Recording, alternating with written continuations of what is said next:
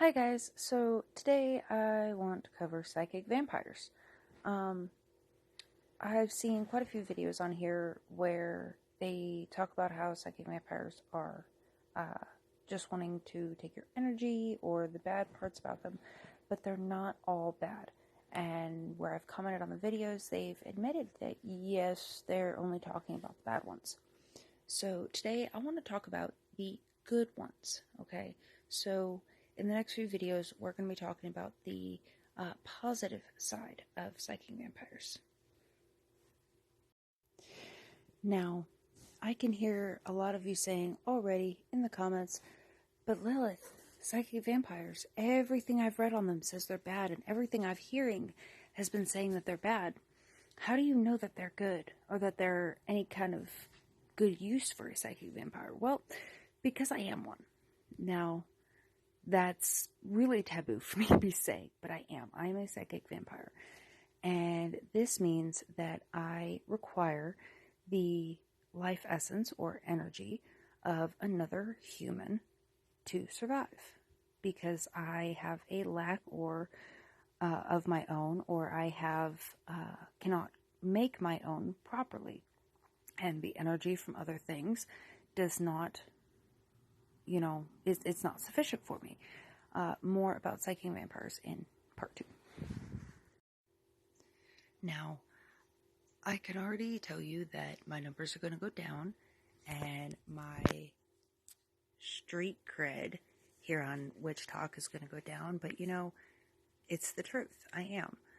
And the way that I and many other very credible psychic vampires, we get our energy is by either one, having donors who gave us permission to take energy from them, or two, people come to us and they give us their energy. Now, most of the time they don't realize they're doing it, but a lot of us are counselors, and people will come to us with their problems and come to us with issues, and they give us that negative energy, and there's ways that we can deal with that will actually nourish us and help the other person.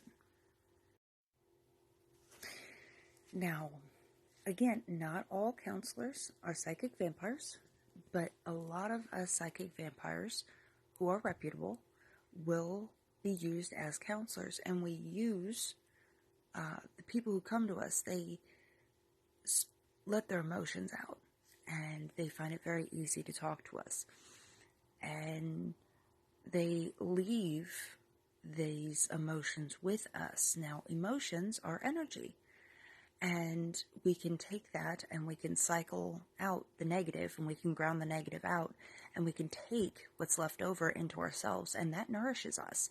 And that is both beneficial for the person who's coming to us and us, because they get the stuff off their chest and we get our nourishment. So, back to the question, how are psychic vampires a good thing? Well, we who know what we're doing, we make wonderful counselors, first of all, and we can help, take stress from you. We can help take these negative emotions from you. We can help take some of this bad energy from you, and we can use it for ourselves. So it's a mutually beneficial relationship or mutually beneficial for you and you're a psychic vampire if you have a very good psychic vampire as a friend or know someone who is, because they can be very good for you. Now, I'm not saying there aren't bad ones out there, and I will cover some of those in the following videos, but this was all about good ones. Okay guys, so with part 5, we are starting the negative side of psychic vampires, and I've experienced it myself. One is really bad negative. Even if we have control and we know what we are and we have control over our feeding, there are times where we will deprive ourselves or are unable to feed, and this causes our subconscious to reach out and forcefully feed from other people, and this is definitely a negative side that you need to protect yourself from.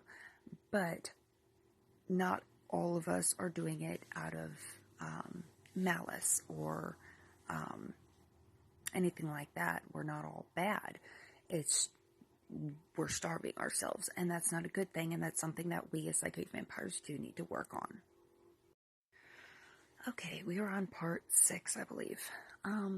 So other than us reputable ones starving ourselves, or being in an area where we can't feed, another bad thing about, psychic vampires is there are a lot of us, and many of us are what we consider unawakened or unaware of what they are.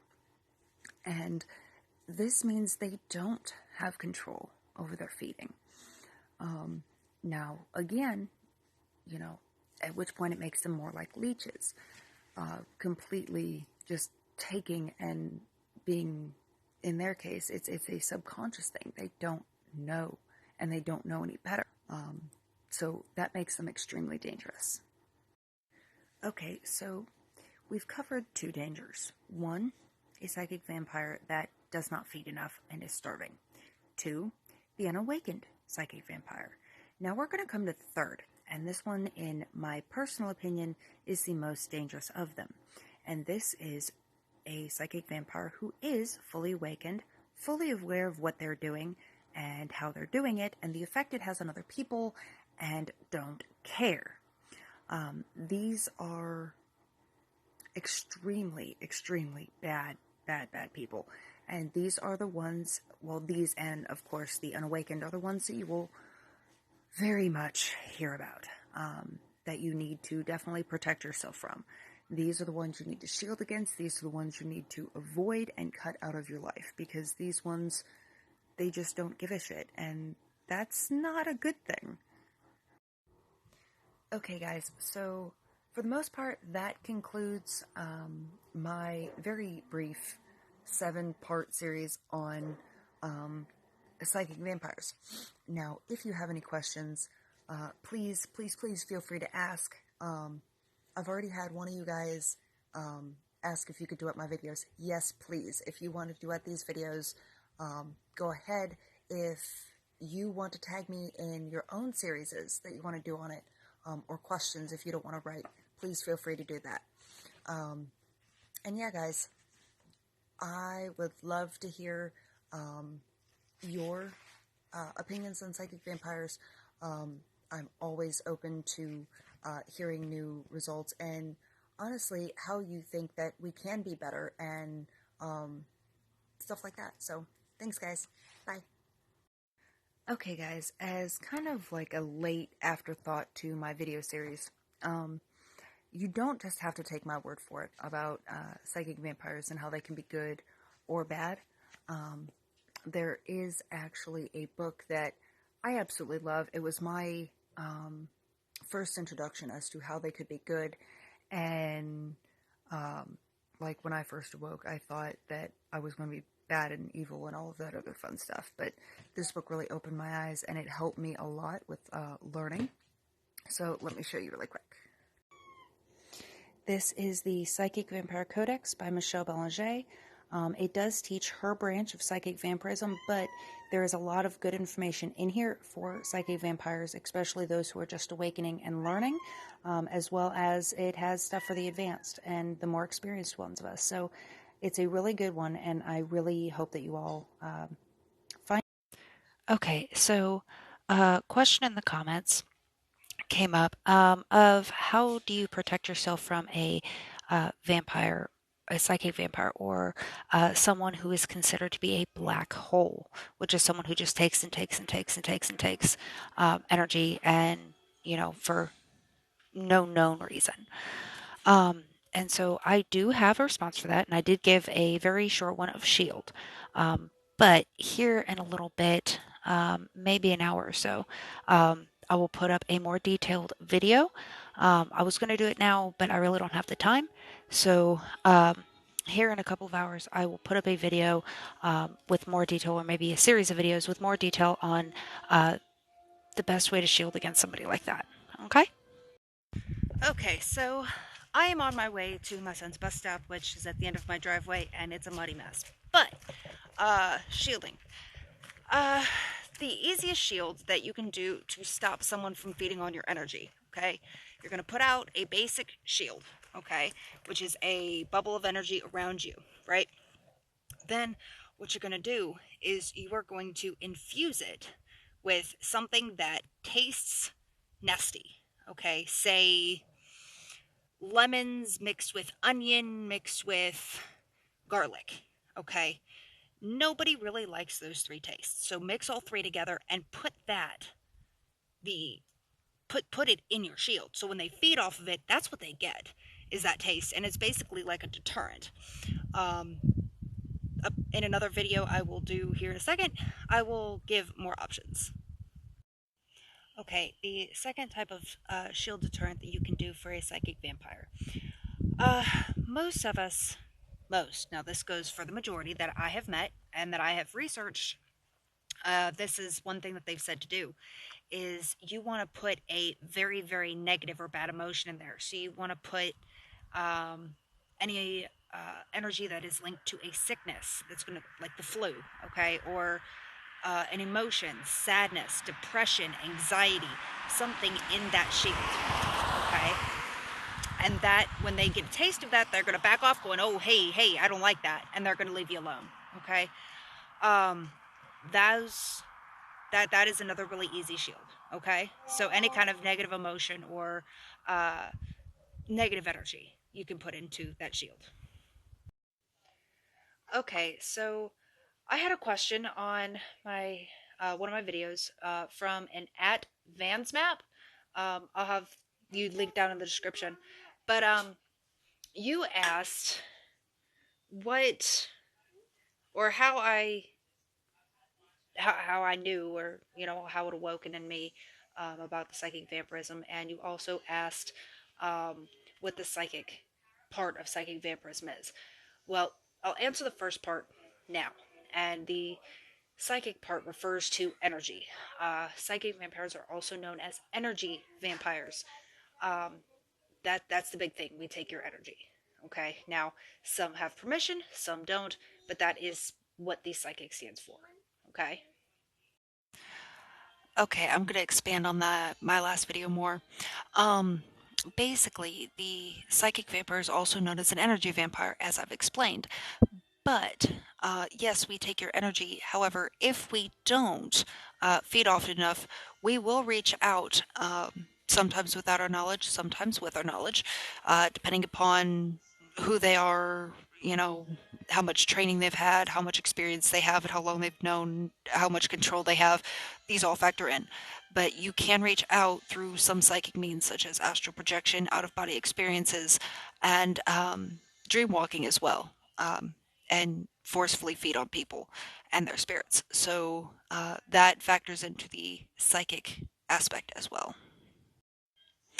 Now, how I found out that I was a psychic vampire, well, that's a little more difficult, and going to take a lot longer than a minute to explain. So, give me a couple of days to make a few videos.